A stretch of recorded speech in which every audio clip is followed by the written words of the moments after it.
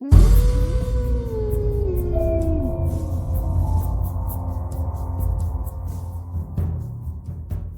कहानी के लेखक हैं ज्ञान तिवारी।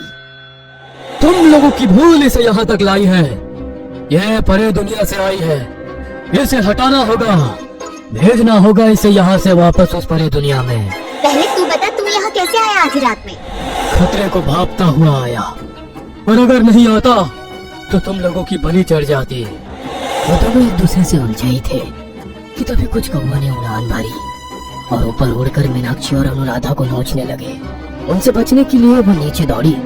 उतनी देर में कौवों ने तांत्रिक के ऊपर हमला बोल दिया और उसे जगह जगह से नोच डाला। अनुराधा और मीनाक्षी काफी डर गए। उनके शरीर थर थर कांपने लगे और तभी कुछ ऐसा हुआ जो विश्वास करने लायक ही नहीं था। कौवे वहां से अचानक हवा बनकर गायब होने लगे और उनके गायब होते ही एक साये की छवि वहां आ गई जो पूरी तरह से हवा से बनी थी। वह दिखने में किसी लहराते कपड़े के जैसी थी। उसके आर पार देखा जा सकता था। वह घर के एक कोने से दूसरे कोने में लहराने लगी। उसका लहराना हवा के बहाव जैसा था, बिल्कुल वैसा ही आवाज। वह घूमते घूमते वहीं पास रखी अलमारी के पास गई और उसके आर पार हो गई। तांत्रिक, अनुराधा और मीनाक्षी डर में आगे बढ़कर देखने जाते हैं। अलमारी में लगा हुआ शीशा दस्तक देने लगता है। वह तीनों घबरा कर पीछे हट जाते हैं। तांत्रिक थोड़ा आगे बढ़ता है और इशारे से उन दोनों को पीछे ही रहने को कहता है।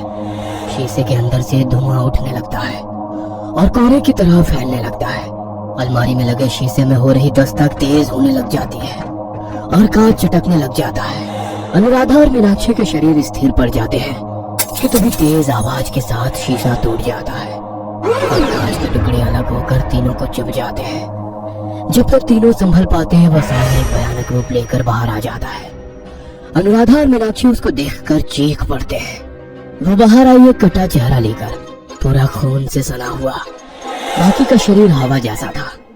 बाहर आते ही वह तांत्रिक पर झपटी और उसका हाथ अपने नुकीले पंजों की जकड़ में ले लिया। तांत्रिक दर्द में जोर से चिल्लाया। कलाई से मांस फटकर खून के साथ बाहर आने लगा और जमीन पर पिघलकर गिरने लगा। खून जमीन पर गिरता देख वो चिल्लाई और जमीन पर लपकी। अनुराधा और मीनाक्षी डर में चिल्लाते हुए सोफे के पीछे छिप गई और रोने लगी।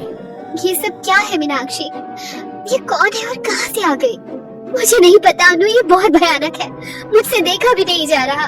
अनुराधा ने हल्के से सोफे के पीछे से झांक कर देखा तो उसकी नजरों में देखा कि तांत्रिक एक जगह दीवार से टेक लगाकर बैठा हुआ है और वो साया उसके खून को अपनी जीभ से चाट रहा है। तांत्रिक उसे अपनी आंखों में डर लिए देख रहा है। वह जमीन पर लगा हुआ खून साफ कर गई। अनुराधा ने देखा कि वह तांत्रिक अपनी जान बचाकर वहां से भाग गया। भागते वक्त उसने अपने दूसरे हाथ से पहले हाथ को दबा रखा था जिसमें से अभी भी खून की बूंदें गिर रही थी। अनुराधा के चेहरे का डर साफ दिख रहा था। चेहरे से पसीना छूट रहा था। वो वापस सोफे के पीछे छिप गई। वो दोनों अपने आप को बचाए ही हुए थे कि सोफा बहुत तेजी से पीछे की ओर खिसक गया और दोनों डर में चिल्लाई, अनु तू भाग। अनुराधा ने जाने का रास्ता बताया ही था कि तभी साया ने अनुराधा को अपनी गिरफ्त में ले लिया और अपने दाहिने हाथ से उसकी पीठ पर एक गहरा घाव कर दिया।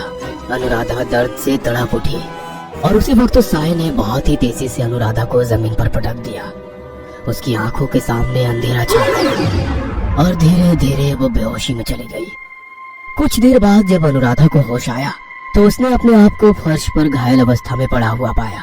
अनुराधा के पिछले हिस्से से खून बहकर वहीं जम गया था। आसपास कांच के टुकड़े बिखरे पड़े थे। उसने इधर उधर नजरें दौड़ाई तो कमरे में मीनाक्षी उसे कहीं नहीं दिखी। वह भारी सांसें लेते हुए उठी और दरवाजे की ओर चल दी। सारा हादसा बता देने के बाद अनुराधा ने अनचिक्के से कहा, मेरी दोस्त मीनाक्षी का पता नहीं क्या हुआ होगा। अब उसके घर दोबारा जाने की हिम्मत भी नहीं बची। अंचिक्के ने अनुराधा को वापस लिटा दिया और वहां से चल दिया। अंचिक्के अब तक अपना पूरा मन बना चुका था कि वो मीनाक्षी के घर जाएगा और उसे बचाकर वापस लाएगा। कहीं ना कहीं उसके मन में ये बात बैठ गई थी कि अनुराधा की जिंदगी मीनाक्षी की जिंदगी से जुड़ गई थी। इसलिए वो मीनाक्षी के घर जाना चाहता था और एक बड़ा खतरा मोल लेना चाहता था। यही सब बातें सोचकर अंचिक्य गुरुजी के पास मंदिर गया और उन्हें सारी बातें बता दी। गुरुजी ने अंचिक्य से कहा, अंचिक्य बेटा, परे दुनिया से आई कोई भी बुरी आत्मा अत्यंत घातक होती है। उसका सामना कोई भी साधारण मनुष्य नहीं कर सकता। वो एक शरीर ले लेती है और फिर उसी शरीर से सारी बुराइयों को जन्म देती है बेटा। ऐसी शक्तियों से कैसे लड़ा जाएगा गुरुजी? ईश्वर की शक्ति से बड़ी कोई शक्ति नहीं होती अंचक्य। बुरी शक्ति तभी तक ही विजयी होती है जब तक उसका सामना ईश्वर की शक्ति से ना हो जाए। इतना कहकर गुरुजी ने अंचक्य को श्री हनुमान जी की मूर्ति पर लगे सिंदूर को एक छोटे से कागज के टुकड़े में लगाकर अंचक्य को दिया। अगर उसका सामना तुमसे हुआ तो इस सिंदूर को उसके शरीर के किसी भी हिस्से पर लगा देना। जाओ अंचक्य, श्री हनुमान तुम्हें बल दे और तुम्हें अपना रक्षण प्रदान करे बेटा। अंचक्य गुरुजी की बातों को अपने मन में बैठाकर मीनाक्षी के घर पहुंच गया, और वो भी रात के वक्त जब उस असुरी शक्ति के बाहर आने का आसार ज्यादा था। अंचक्य जब मीनाक्षी के घर पहुंचा तो वहाँ सन्नाटा पसरा हुआ पाया। जगह जगह कांच के टुकड़े फैले हुए थे। एक टेबल लैंप जमीन पर लुढ़का पड़ा था। घर का हुलिया ऐसा था जैसे वहाँ कभी कोई आया ही ना हो। अंचक्य ने हिम्मत बांधकर मीनाक्षी को आवाज लगाई, मीनाक्षी, मीनाक्षी, क्या तुम मुझे सुन सकती हो? जवाब दो मीनाक्षी। कहीं से कोई जवाब नहीं आया तो अंचक्य आगे बढ़कर घर को पूरी तरह से देखने लगा। उसकी नजरें अभी भी मीनाक्षी को ही ढूंढ रही थी कि तभी उसे ऐसा एहसास हुआ जैसे कोई उसके ऊपर से उसे छू कर निकल गया हो। जैसे जैसे अंचक्य आगे बढ़ता उसके ठीक ऊपर एक काली परछाई दीवार से लगी छत पर रेंग कर निकल जाती और बराबर से अंचक्य का पीछा करती। अंचक्य को हल्का शक हुआ तो उसने धीरे से और बड़ी ही सावधानी से ऊपर की ओर देखा। जैसे ही अंचक्य ने ऊपर देखा उस काली परछाई ने अंचक्य को देखकर अपना मुंह फाड़ा, दांत भयंकर नुकीले, और एक झटके में वो अंचक्य के ऊपर गिरी। उसका भार इतना था कि अंचक्य खुद को संभाल ना सका और उसके धक्के से दूर जा गिरा। अंचक्य ने होश संभाला तो उसे विश्वास ही नहीं हुआ यह देखने के लिए कि उसके ऊपर क्या भारी चीज गिरी थी। वो पलटा और चौंक गया। सामने उसे अनुराधा दिखी जो अपनी जान की भीख मांग रही थी। प्लीज मुझे बचा लो अंचक्य, प्लीज बचा लो अंचक्य, ये मुझे खा जाएगी। अनुराधा को देखते ही अंचक्य अपनी सुध बुध खो बैठा और जमीन पर ही अपने हाथ पैर के सहारे अनुराधा की तरफ भागा। और जैसे ही वो अनुराधा के करीब पहुंचा, किसी वार की तरफ अनुराधा के हाथ ने उसके सर को दोनों तरफ से दबोच लिया। उसका चेहरा अपने चेहरे के पास लाती हुई बोली। बड़ी ही भारी आवाज थी उसकी, जैसे कई सारी आवाजें एक साथ बोल उठी हो। तेरे बूढ़े गुरु ने तुझे बार बार बताया था ना बुरी शक्ति के बारे में कि वो शरीर पर कब्जा कर लेती है, पर तू ना माना लौंडे। चला है ना मौत के मुंह में। हाँ। इतना कहकर वो जोर जोर से हंसने लगी। अंचक्य की आंखों में डर समाने लगा था। क्योंकि अंचक्य का सर उस बुरी शक्ति की पकड़ में था, इसलिए वो ना हिल पा रहा था और ना ही चेहरे का कोई भी भाव व्यक्त कर पा रहा था।